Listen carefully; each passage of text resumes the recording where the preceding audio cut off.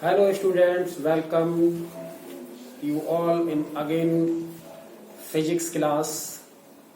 आपका दोबारा से फिजिक्स क्लास में एक बार फिर से स्वागत करता हूं।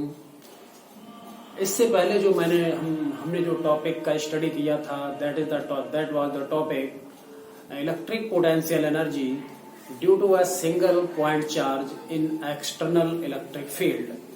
Now today we will study about this electric potential energy in uniform external electric field. External electric field due to system of 2-point charges। मतलब अब 2-point charges के लिए हम स्टडी करते हैं। तो this is a X Y coordinate system और इसको हमने कहा रखा हुआ है, एक uniform external electric field E में रख दिया है। इस सिस्टम को हमने रखा है, ये uniform external electric field E में हमने रखा है, ठीक है ना।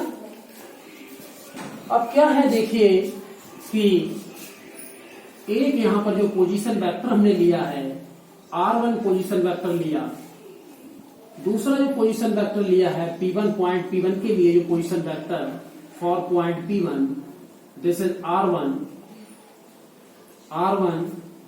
And position vector for point P2 this is R2। देखिए डियर स्टूडेंट, यहां this is point P1, this is point P1। इस पॉइंट P1 पे हम क्या करते हैं कि इंफिनिटी से किसी पॉइंट चार्ज Q1 को लाके रख देते हैं। मतलब इस लोकेशन P1 पर इंफिनिटी से कोई पॉइंट चार्ज हम लेकर आते हैं। दिस इज द इंफिनिटी से कोई पॉइंट चार्ज लेकर आ रहे हैं और हमने P1 पे पुट कर दिया। तो देखिए पॉइंट चार्ज सीधा सीधा नहीं आएगा। ये चार्ज जो Q1 है ये सीधा सीधा चार्ज नहीं आएगा, क्योंकि ये पाथ पर डिपेंड नहीं करता। It does not depend on the path, क्योंकि इलेक्ट्रिक फील्ड के द्वारा जो हमारा फोर्स जनरेट होता है वो कंजर्वेटिव फोर्स होता है, और कंजर्वेटिव फोर्स इनिशियल और फाइनल पॉइंट डिपेंड करता है, पाथ पर डिपेंड नहीं करता है। तो चाहे इन्फिनिटी से आप सीधे सीधे आ जाएं या फिर कहीं से भी घूम के आ जाएं, ठीक है, तो पाथ पर डिपेंड नहीं करेगा। इसी तरह से सेकेंड पॉइंट इज P2,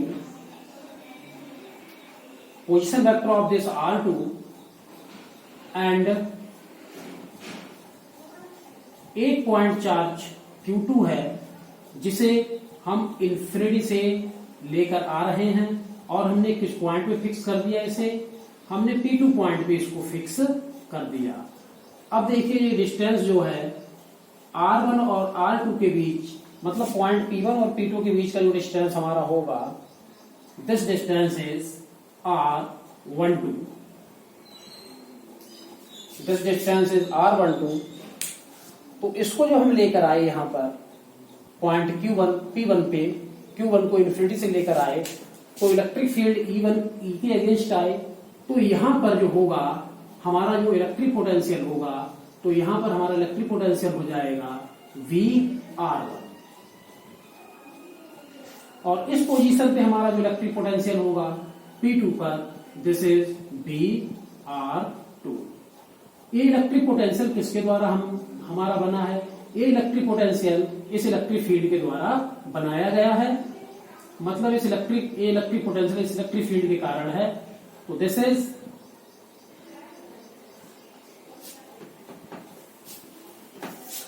देखिए V1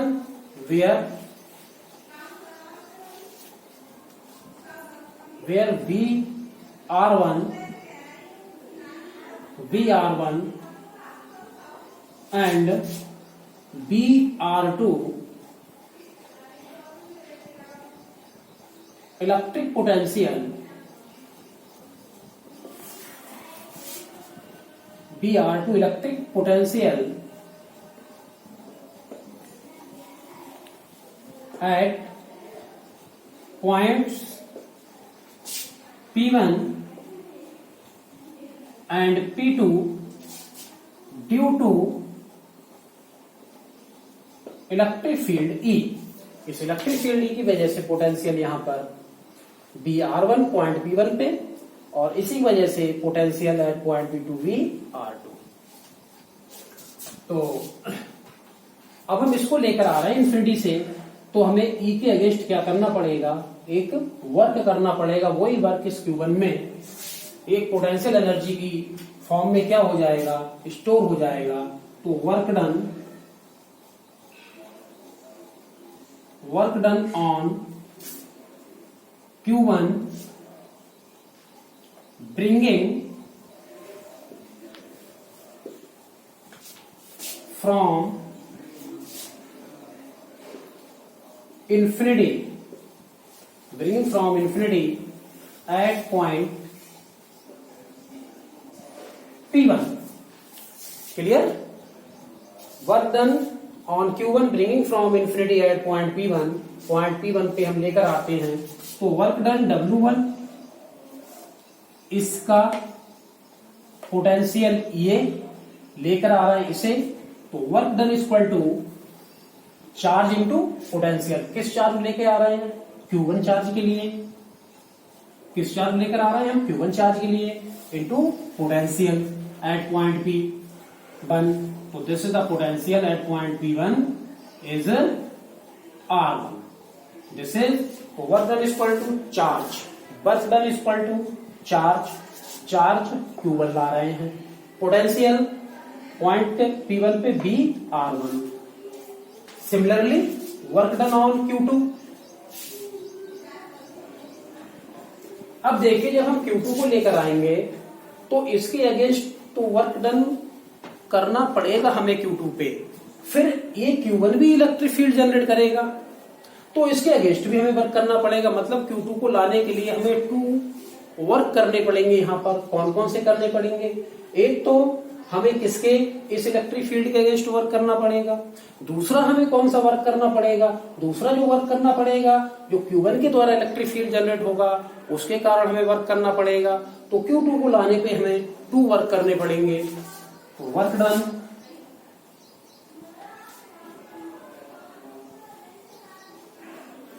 done on Q2 bringing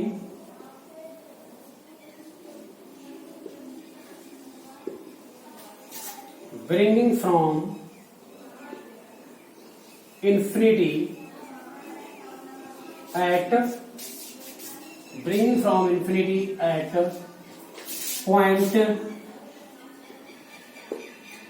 point where P2।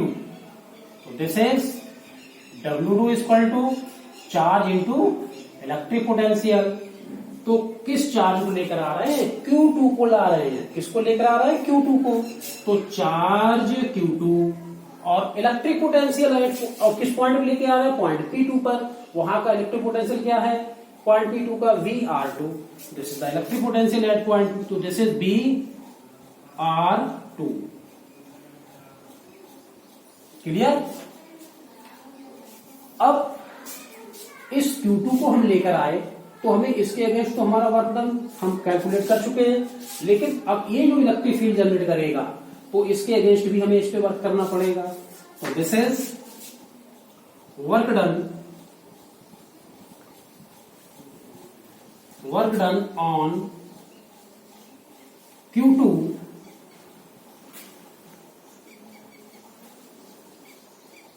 against the electric field of Q1।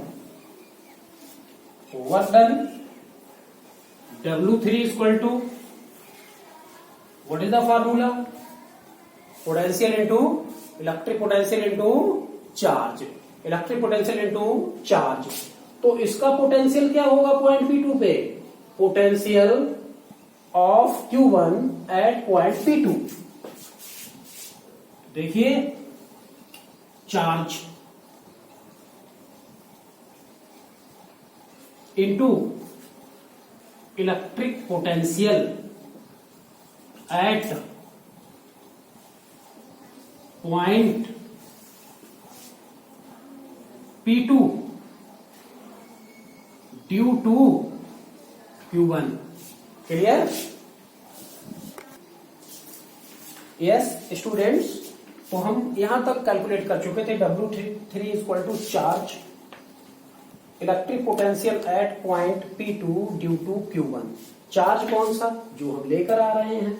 ठीक है, तो लिखना चाहे तो आप यहां पर लिख सकते हैं चार्ज Q2। अगर कहीं पर कंफ्यूजन हो आपको तो यहां पर चार्ज Q2 लिख सकते हैं, charge Q2। Okay, W3 equal to charge किसको ला रहे हैं? Q2 को। ठीक, बहुत अच्छी बात, Q2 यहां पर हमने लिख लिया। और electric potential at point P2 किसकी वजह से? Q1 की वजह से।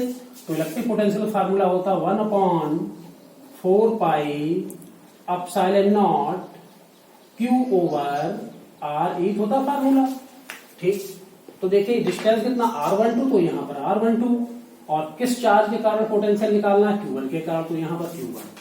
ओके, तो टोटल, तो energy, electric potential energy, electric potential energy equal to total work done, equal to total work done.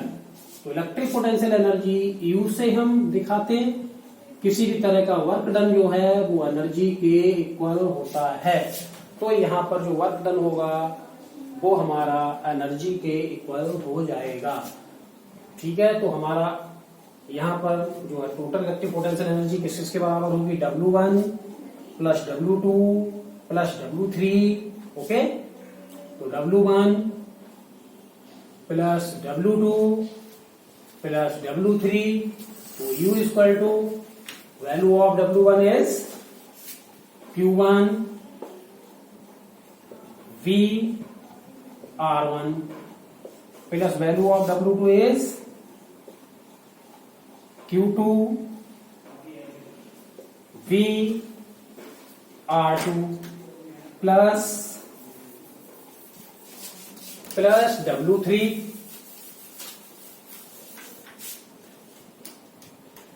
Plus W3, तो U इक्वल टू, नहीं, value of W3, sorry, value of W3 is, this is the value of W3, 1/4πε0 Q1 Q2 upon R12। So this is the electric potential energy of the system of 2 point charges. Thank you very much.